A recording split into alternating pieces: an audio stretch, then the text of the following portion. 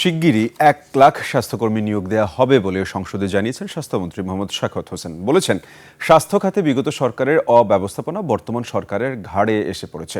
প্রত্যেকটি হাসপাতালকে আধুনিকায়ন করা হবে বলেও জানান স্বাস্থ্যমন্ত্রী। অনুপ পিয়ালের রিপোর্ট। মাননীয় সদস্য, মাননীয় মন্ত্রী, সারা দেশে সরকারি হাসপাতালগুলোতে তীব্র জনবল সংকট। বর্তমানে অনুমোদিত পদের বিপরীতে চিকিৎসক, নার্স ও মাঠ পর্যায়ে স্বাস্থ্যকর্মীদের বিপুল সংখ্যক পদ শূন্য রয়েছে। এই ঘাটতি মেটাতে বড় ধরনের উদ্যোগ নিয়েছে সরকার। সোমবার সংসদে প্রশ্নোত্তর পর্বে এমনটাই জানিয়েছেন স্বাস্থ্যমন্ত্রী। তিনি জানান, দেশের সব সরকারি হাসপাতালে চিকিৎসকদের জন্য অনুমোদিত পদের সংখ্যা ৪১,৮০৬টি। এর মধ্যে বর্তমানে ৯,৪৬০টি চিকিৎসকের পদই শূন্য রয়েছে। নার্সদের ক্ষেত্রেও চিত্রটি আশাব্যঞ্জক নয়। সারা দেশে অনুমোদিত ৪৯,৮৭৯টি নার্স পদের মধ্যে বর্তমানে কর্মরত আছেন ৪৫,৩০২ জন, আর শূন্য পদের সংখ্যা দাঁড়িয়েছে ৪,৫৭৭টিতে। গত ১৭টা বছর রিক্রুটমেন্ট করে নাই।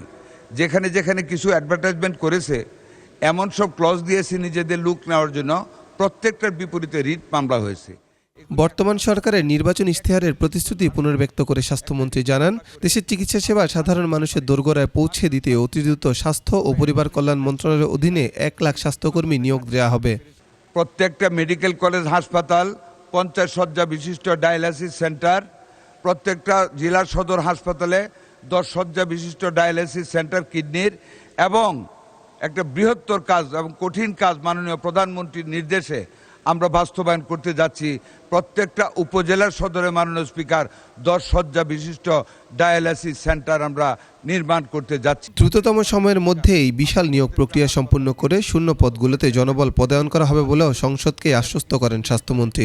আমরা ক্ষমতায় থাকতে প্রত্যেকটা হাসপাতালকে নতুন রূপে আমরা রূপায়িত করব। অনুপ পিয়াল, 21 টেলিভিশন, ঢাকা।